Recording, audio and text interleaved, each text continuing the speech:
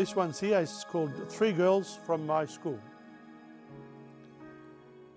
Three young girls by their lockers are taking out their books for class.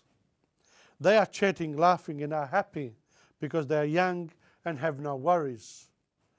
Nous chantons tous les matins quand notre professeur vient par ici. Nous voulons qu'il nous regarde parce que nous sommes ses favoris. But the teacher is worried because he's late for his form assembly. He walks past quickly through the crowded corridor and he smiles as he says, Bonjour, mes jeunes filles. Nous chantons tous les matins quand notre professeur vient par ici. Nous voulons qu'il nous regarde parce que nous sommes ses favoris. To attract the teacher's attention, the three students decide to sing him a song. Their serenade is now well known throughout the school and it goes like this. Nous chantons tous les matins quand notre professeur vient par ici. Nous voulons qu'il nous regarde parce que nous sommes ses favoris. So this is it.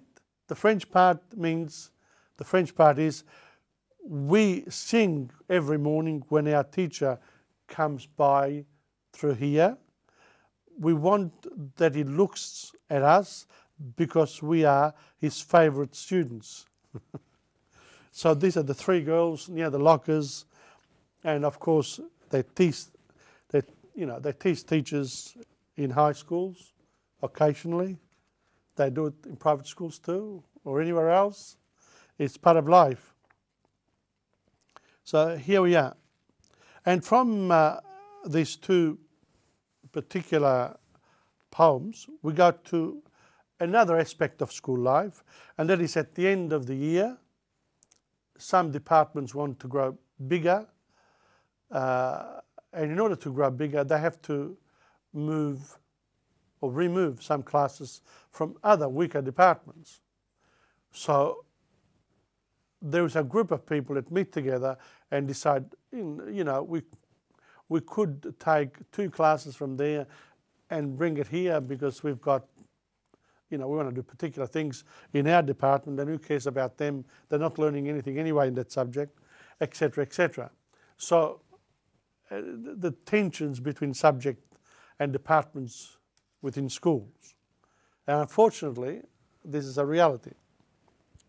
It'll always be there. It has to be part of life. So here it is, flickering darts.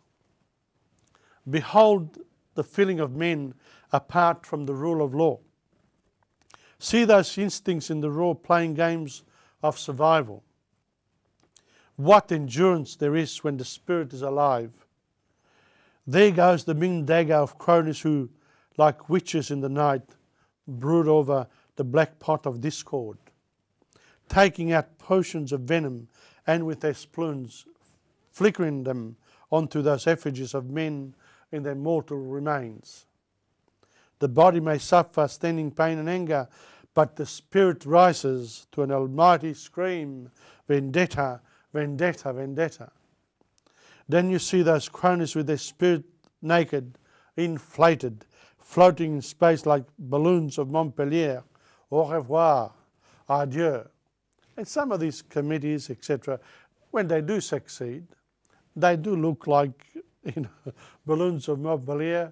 They're very happy they've achieved what they want, and of course the other department then will be farewelling one of their teachers to other schools. So flickering darts.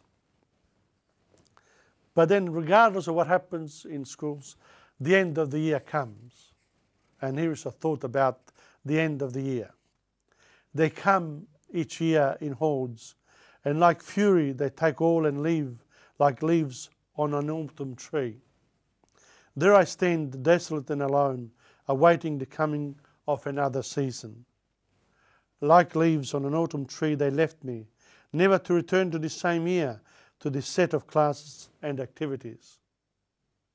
Well, that's a reflection on the end of the year, so I might as well go on holidays and come back next year when the whole cycle will begin again.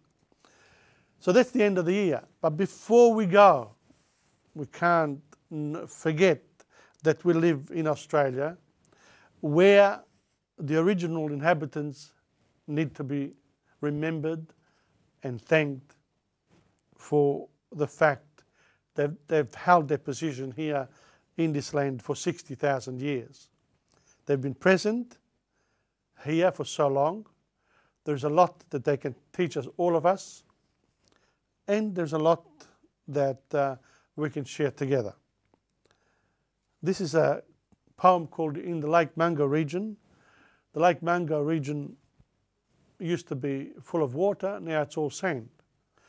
It's north of Mildura. It's an eerie place, a beautiful place to visit. In the Lake Mungo region, the bones of people living in the Lake Mungo region have been there for 60,000 years. The bones of people buried in the sand dunes of the Lake Mungo region gives us a clue of the Aborigine story. In the sand dunes of the Lake Mungo region, there is a skeleton. I am a skeleton in the sand dunes of the Lake Mungo region. But the skeleton needs a bit of water.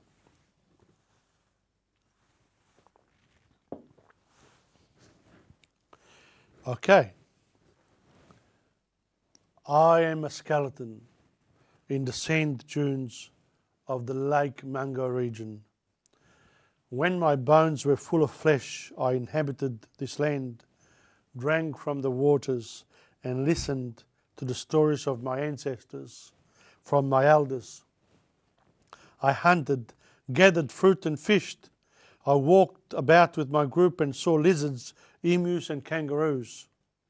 My friend Malwala painted in a cave our ancestor hero Bunjil and his dingoes.